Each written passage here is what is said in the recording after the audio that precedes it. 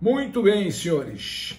Então, vamos dar início à nossa aula de Direito Financeiro, Tributário, Aduaneiro 4, da Universidade Católica de Santos. Hoje, nós vamos enfrentar o ISSQN, Imposto sobre Serviços de Qualquer Natureza. Vou dividir a tela com vocês aqui. E há um PowerPoint que já disponibilizei para os senhores no Moodle.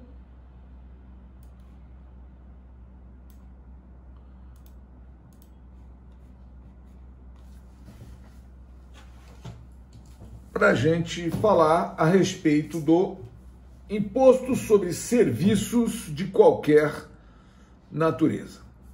Vejam, senhores, o ISSQN, que é o imposto que atinge a nossa profissão de advogados, advogados pagam ISSQN, Imposto sobre Serviços de Qualquer Natureza.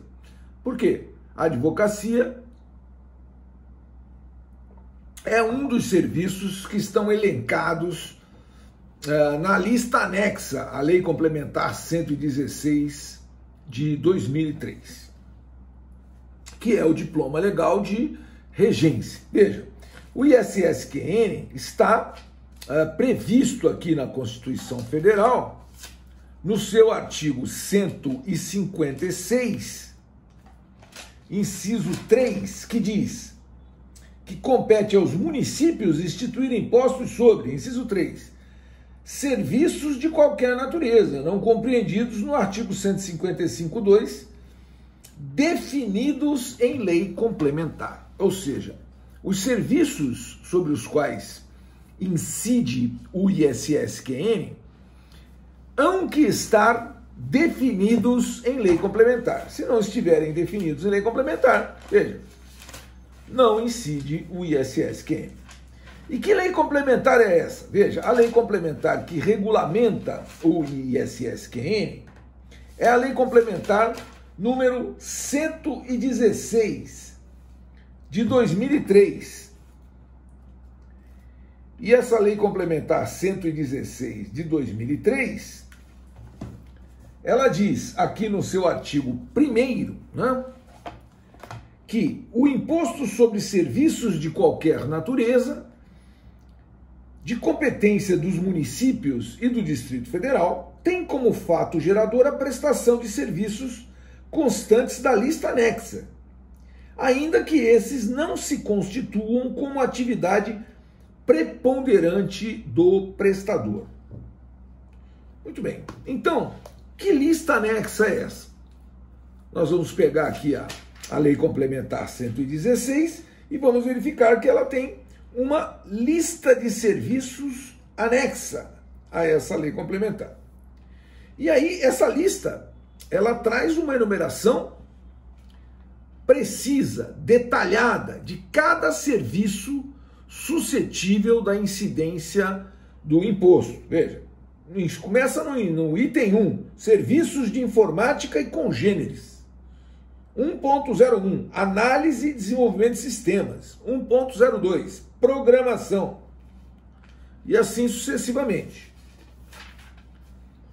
O item 17.14, o item 17.14, contempla o serviço denominado de advocacia. Então, advocacia é um serviço sobre o qual incide o ISSQN a teor do item 17.14 da lei da lista anexa à Lei Complementar 116 de 2003. Muito bem. Então, vejam, o fato gerador que está no artigo 1º é a prestação de serviços. Prestação de serviços, e esse serviço previsto tem que estar elencado, listado na lista anexa a esta mesma lei complementar. Muito bem. Veja, qual é a base de cálculo? E aí começa o problema já em relação aos advogados. Vou explicar por quê. Veja, o artigo 7º da Lei Complementar, o artigo 7º da Lei Complementar 116 de 2003, ele diz o seguinte, olha, a base de cálculo do imposto é o preço do serviço. Então, base de cálculo é o preço do serviço. Então, normalmente eu devo aplicar o quê? Uma alíquota. Veja, uma alíquota sobre uma base de cálculo. E o artigo 8º diz, as alíquotas máximas do imposto sobre serviços de qualquer natureza serão as seguintes. Inciso 2, demais serviços, 5%. Então, a alíquota máxima é 5%. Então, essas alíquotas vão variar de 2% a 5%, de acordo com a lei, né? Com a lei municipal, porque é a lei que vai fixar qual é a alíquota do ISS de determinado serviço. Veja, então a base de cálculo é o valor do serviço e a alíquota vai ser definida em lei e vai ser de 2% a 5%. Significa dizer que os advogados vão ter que pagar ISS sobre o valor dos seus honorários. E esse ISS vai variar de 2% a 5%? Não, senhor, nada disso. Por que não? Explico. Por uma razão muito simples. Porque o ISS das empresas e das pessoas prestadoras de serviços profissionais legalmente regulamentados, dos profissionais liberais de uma maneira geral, e dos pequenos prestadores de serviço, ela era regulamentada, essa prestação de serviço, ela era regulamentada pelo artigo 9º do Decreto-Lei 406/68, que era a lei de regência anterior à Lei Complementar 116. Então, vamos lá ver o que diz o artigo 9º do Decreto-Lei 406/68. Bom, professor, o senhor está se referindo a um Decreto-Lei de 1968? Sim, está. E por que eu estou me referindo a ele? Eu estou me referindo porque ele está em pleno vigor. Vejam, senhores, esse Decreto-Lei número 406/68, no seu artigo 9º, ele estabelece o seguinte: a base de cálculo do imposto é o preço do serviço. Ótimo. Porém, o parágrafo 1º do artigo 9º, ele diz: quando se tratar de prestação de serviço sob forma de trabalho pessoal do próprio contribuinte, o imposto será calculado por meio de alíquotas fixas ou variáveis, em função da natureza do serviço ou de outros fatores pertinentes, nestes não compreendida a importância paga a título de remuneração do próprio trabalho. Então veja só, vê se você entendeu. Quando se tratar de prestação de serviços sob a forma de trabalho pessoal do próprio contribuinte, veja, a advocacia é um serviço prestado sob a forma de trabalho pessoal do próprio contribuinte? É.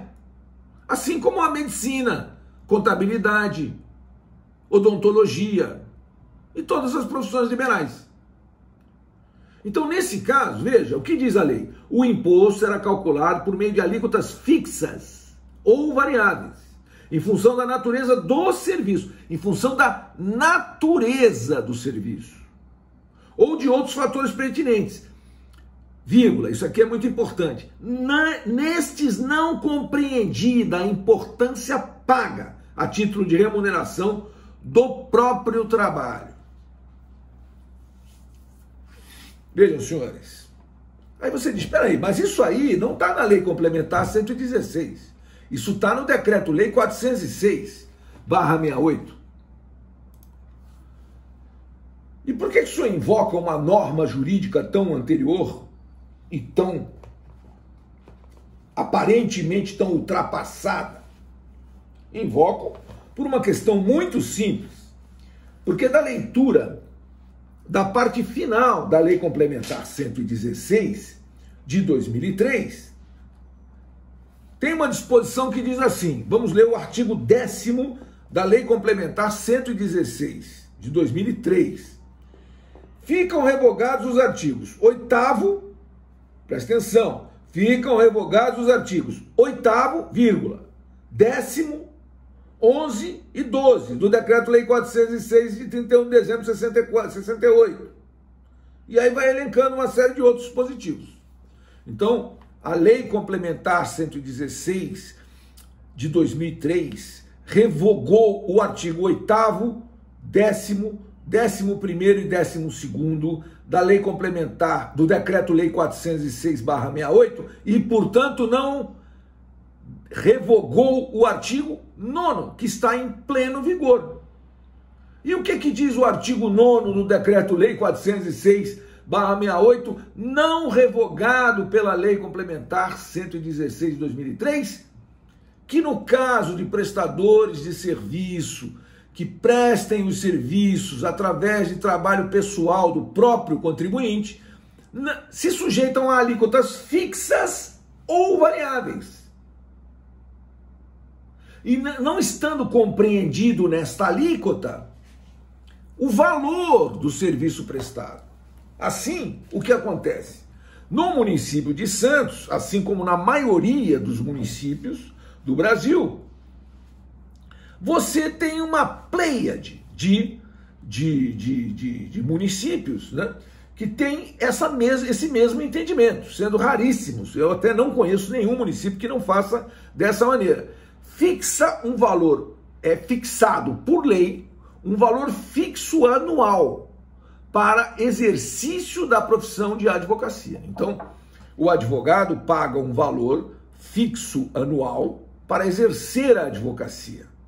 E, portanto, não há necessidade de se impor a esse profissional um percentual sobre o valor desses honorários advocatícios.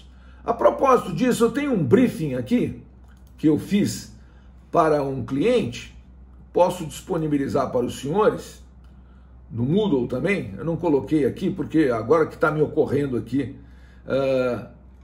colocar esse pequeno briefing que eu fiz. Deixa eu ver aqui. Eu fiz esse briefing recentemente, no final do ano passado.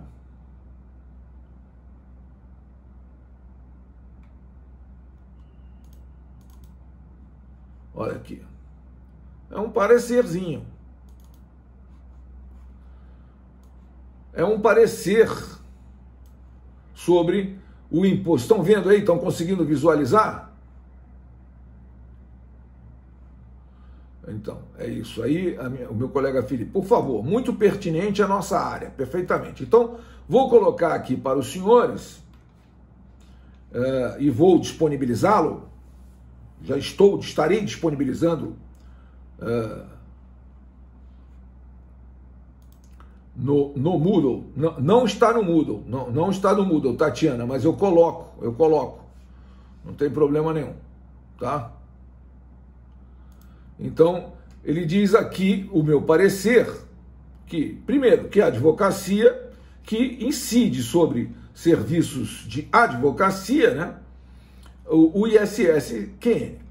E explico aqui, nesse curtíssimo parecer, que o artigo 9º, né, que o artigo 10 da Lei Complementar 116 de 2003, não revogou o artigo 9º do Decreto-Lei 406/68. E o artigo 9º do Decreto-Lei 406/68 estabelece no seu parágrafo 1º que não é compreendida na base de cálculo do imposto sobre serviços para os contribuintes que prestem serviços sob a forma de trabalho pessoal do próprio contribuinte, não está compreendida a importância paga a título de remuneração pelo próprio trabalho. Então, aqui no município de Santos, né, salvo o melhor juízo, evidentemente, daquele que eventualmente...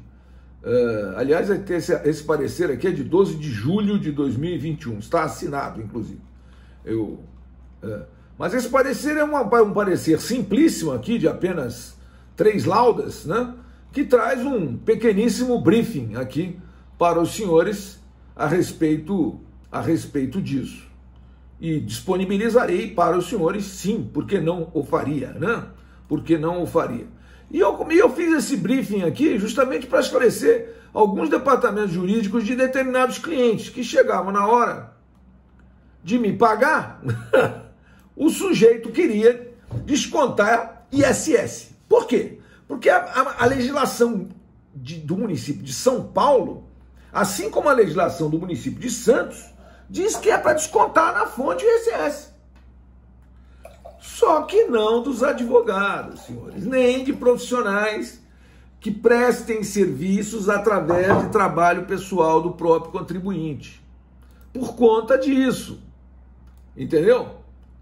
Então, o pessoal quer, na realidade, cobrar o que não é devido. E aí, lá em São Paulo, olha só que absurdo aqui, o que uma pessoa tem que se sujeitar no Brasil, né? A legislação do município de São Paulo determina que todo escritório de advocacia que não tiver sede em São Paulo é obrigado a fazer um cadastro no município de São Paulo, na Prefeitura Municipal de São Paulo, demonstrando que ele realmente presta serviço fora de São Paulo. Por exemplo, tem que mostrar uma foto do escritório, tem que levar conta de luz do escritório, tem que provar conta de telefone, tem que provar se o escritório tem empregados ou não tem empregados. Ou seja, um cadastro imenso do escritório de advocacia fora de São Paulo. Para quê? Para que, se ao contrário, se o seu escritório de advocacia, não tendo endereço de São Paulo, prestar serviços para qualquer contribuinte de São Paulo, eles vão descontar ISS na fonte. Vão descontar ISS lá de 5%. E só não serão descontados os escritórios que tiverem cadastro. Aí eu me submeti lá, fiz aquele cadastro horroroso lá. Eu poderia ter entrado com mandado de segurança, porque, primeiro, o município de São Paulo não tem jurisdição sobre o meu escritório. Meu escritório fica em Santos. Então como é que ele pode editar uma lei me obrigando a alguma coisa? Se eu não fico, se o meu escritório não está situado no município de São Paulo. Isso é extrapolar a questão da territorialidade. Diga, Ayrton. Quer falar alguma coisa? Você levantou a mão aí? Sim, professor. Diga. Exatamente referência a esse cadastro aí no CEPOM, né, que se chama lá. É uma burocracia, tem um nome lá. Então, essa questão da bitributação de ISS, essa questão de, por exemplo, se a minha empresa é domiciliada em São Vicente e eu presto serviço em Santos, e a lei orgânica municipal diz que o ISS é devido no local da empresa, a lei orgânica de São Vicente. E a lei orgânica de Santos diz que se você prestou serviço aqui, você tem que pagar o imposto para... Veja, essa é uma questão recorrente, né, relativa ao ISS, mas o que eu posso lhe dizer em relação a isso? Veja, eu posso lhe dizer o seguinte, veja, o que diz, nós temos que buscar subsídio na lei complementar, né? Em relação a isso, o que diz a lei complementar? A lei complementar diz assim, olha, a lei complementar 116 de 2003, que é a lei complementar federal que traz a questão relativa ao ISS. Então ela diz assim, ó, o serviço considera-se prestado e o imposto devido no local do estabelecimento prestador, ou, na falta do estabelecimento, no local do domicílio do prestador, exceto nas hipóteses previstas nos incisos 1 a 25, quando o imposto será devido no local. E aí traz um elenco aqui de 25 hipóteses. Entre elas, eu elenco aqui, por exemplo,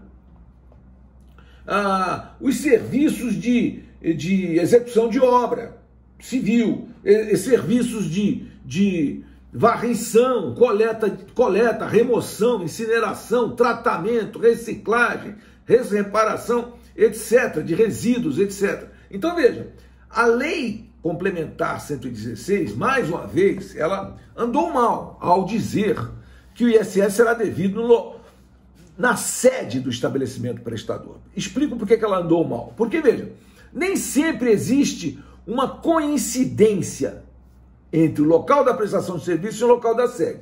E veja, você considerar que o ISS é devido no local da sede do estabelecimento prestador, você está fazendo um raciocínio completamente equivocado. Por quê? Porque manter sede social não é fato gerador do ISS. O fato gerador do ISS é prestar serviços. Então o ISS tem que ser devido onde o serviço é prestado, independentemente de onde tem a sede o estabelecimento prestador.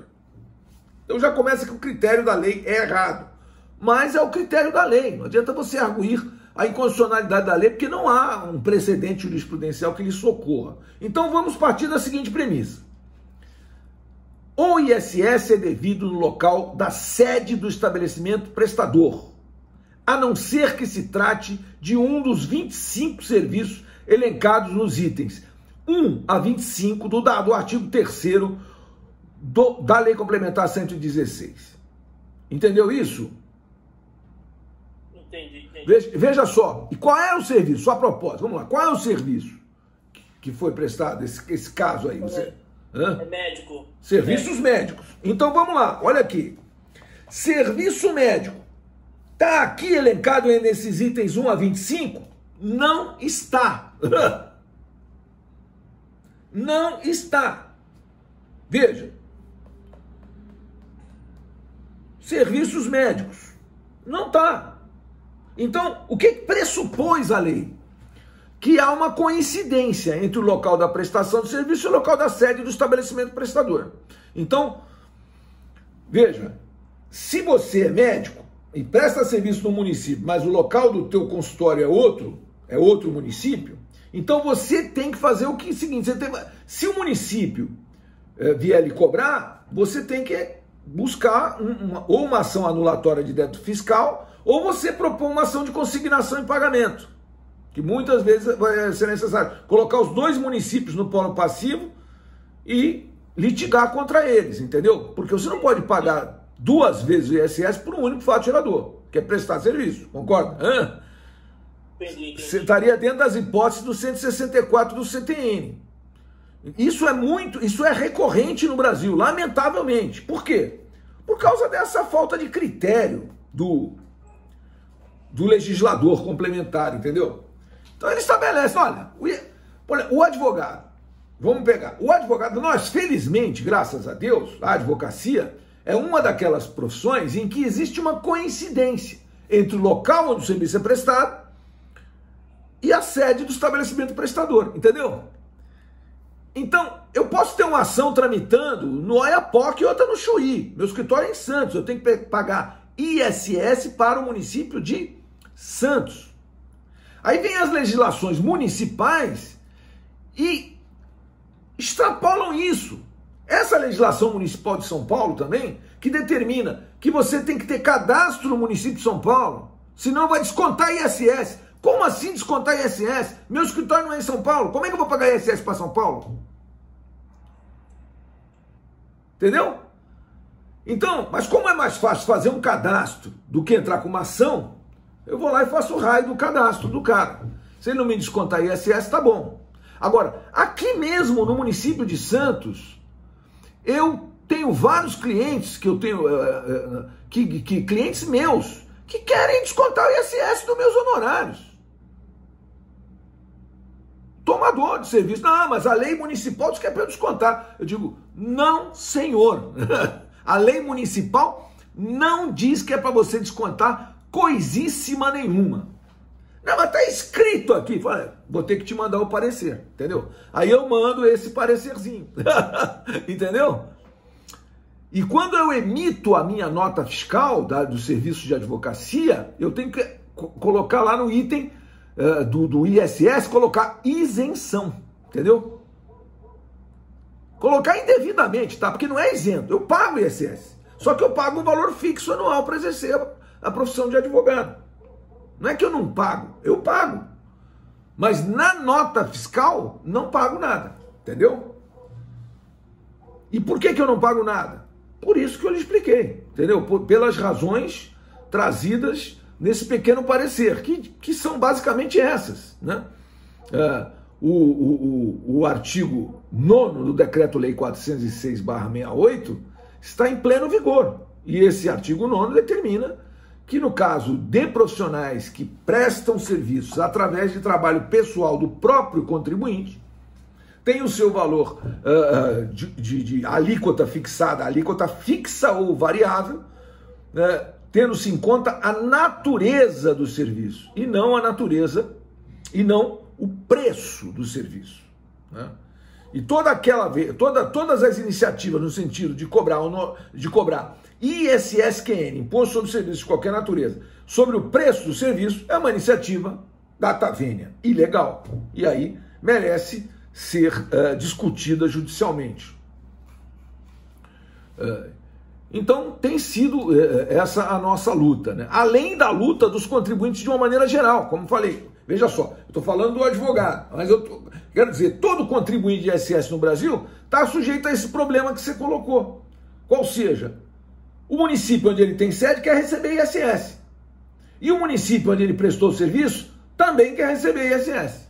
Só que eu tenho vários clientes meus que têm serviços que estão elencados nos itens 1 a 25 do artigo 3º da Lei Complementar. Por exemplo, serviços de montagem, serviços de montagem de painéis elétricos. Então, montagens, obras de montagem estão excepcionadas. Então quer dizer o seguinte, estou fazendo uma obra de montagem, vou pagar ISS para onde? Para o município onde eu estou fazendo a obra, não para o município onde eu tenho sede. Então o que acontece? Acontece via de regra, que aí, o que eu oriento o meu cliente? Você vai no município lá onde você está fazendo a obra, se inscreve, e quando você emitir nota fiscal, você vai mencionar o local da obra e você vai recolher lá, através do documento competente, o ISS sobre o valor dos seus serviços. E você terá recolhido, então, o ISS. Aí, ele faz o recolhimento, tudo certinho, aí depois recebe uma fiscalização do município lá da sede, onde ele tem a sede da empresa, e quer receber ISS dele também. Aí ele vai embargar a execução ou vai propor anulatória de débito fiscal. Porque não há o que fazer. Porque o ISS é devido aonde? No local da sede. A não ser que se trate de um dos itens 1 a 25 do artigo 3º da Lei Complementar 116. E aí o ISS é devido aonde? No local onde o serviço é prestado, e não mais no local da sede. Agora, a prioristicamente, o ISS será devido no local da sede, a priori. Se não for no caso do artigo 3º da Lei Complementar 116, é no local da sede. Esse é o critério que o legislador utilizou. Não é um critério correto, mas é o critério. Você não tem como se opor a isso. Muito bem. Veja, o artigo 3º, aliás, desculpe, o artigo 5º da Lei Complementar 116 diz que contribuinte é o prestador do serviço. Então, quem é contribuinte do ISS? Aquele que presta serviço. Vejam, senhores, que estão automaticamente excluídos da incidência do ISS quaisquer serviços prestados no âmbito de uma relação de emprego, tá? Se você é um empregado, você recebe pelos serviços que você presta. Vamos supor que eu fosse um advogado empregado de uma empresa. Sobre o meu salário, sobre a minha remuneração, que se entendido o meu salário, eu iria pagar ISS? Não, de jeito nenhum. Agora, essa empresa, vamos supor que fosse um escritório de advocacia. Aí sim, o escritório de advocacia vai pagar ISS. Sim, por quê? Porque ele está prestando serviços de advocacia e, portanto, tem que pagar ISS. Mas quanto ele vai pagar de ISS? Um valor fixo anual previsto pela lei municipal. Diga, João. Boa noite. Professora, como que fica essa situação nós estamos agora, esse por exemplo, cabeamento de internet, esses grandes provedores, vêm de Nova York, e vão passar por vários municípios e tal. E não seria uma discussão muito grande se é ICMS, mas acho que já é um consenso aí de que seja o ISS. Como é que fica a cobrança disso? Eu acho que vai ser uma confusão dos diabos, não vai ser, não? Sim, veja só. É uma confusão dos diabos, mas é uma confusão que vai ter que ser dirimida à luz da legislação federal, que é a Lei Complementar 116 de 2003. E essa lei, a Lei Complementar 116 de 2003, ela diz os serviços que são tributados e onde são tributados. Veja. E aí, o grande problema vai ser a interpretação. Então, vamos supor, uma estrada. Vamos pegar uma coisa mais fácil do que você colocou. Vem uma estrada, uma construção de uma estrada. Ora, a construção de uma estrada é prestação de serviço? É. Mas que tipo de prestação de serviço? É obra civil? É. Então, onde será devido o ISS da estrada? Em cada município por onde passar essa estrada. Simples assim. Por quê? Porque o artigo 3º diz que o ISS é devido no local da prestação de serviço. No inciso 5, edificações em geral, estradas, pontes, portos e congêneres. No caso dos serviços descritos no subitem 7.05 da lista anexa. Qual é o subitem 7.05 da lista anexa? Reparação, conservação, reforma de edifícios, estradas, pontes, portos e congêneres, exceto o fornecimento de mercadorias produzidas pelo prestador de serviço fora do local da prestação de serviço que fica sujeito ao ICMS. Pronto. Então, você prestou os serviços do item 7.05 em quais municípios? Em cada município você vai pagar ISS. Agora, vem você, olha, o cabeamento, você está me falando do cabeamento de fibra ótica, né? Que tipo de serviço você está prestando? Olha só que imbróglio. Tem que procurar esse serviço aqui na lista anexa. Se você não achar o serviço na lista anexa, não incide ISS. E aí é que é o grande problema. Ó, quer ver? O serviço médico, por exemplo, que eu te falei, está no inciso 4, serviço de saúde, assistência médica e congêneres. 4.01, medicina e biomedicina. Muito bem. Agora, serviços de informática estão aqui na lista anexa? Estão. Ó, é o item 1, serviços de informática e congêneres. Agora, uma questão que é recorrente no judiciário, que é, por exemplo, o provedor de internet. O que é um provedor de internet? O que ele faz? Ele conecta o seu computador a um backbone. Backbone é uma espécie de uma central, a um backbone da Embratel. E por essa conexão ele cobra serviços de provedor de internet. Aí, se você fizer uma interpretação louca, né, por exemplo, da Lei Complementar 116, você vai dizer, isso é serviço de informática. Peraí, mas isso é serviço de informática? Não. Serviço de informática é outra coisa. Serviço de informática é elaboração de software ou de programas de computador. Isso é serviço de informática.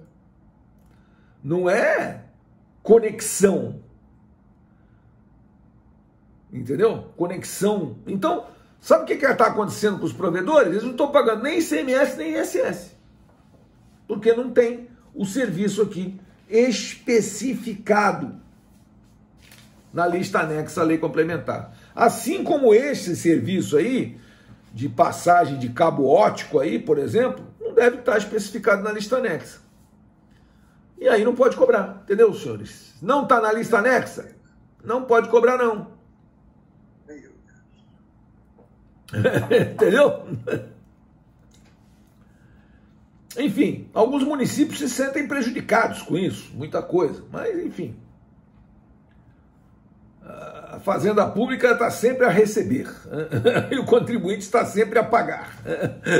Se existe algum equilíbrio entre esse pagar e esse receber, aí é uma questão para se analisar. Um minuto, por favor, que eu vou encerrar a gravação só para seguir logo em frente. Um minuto, por favor.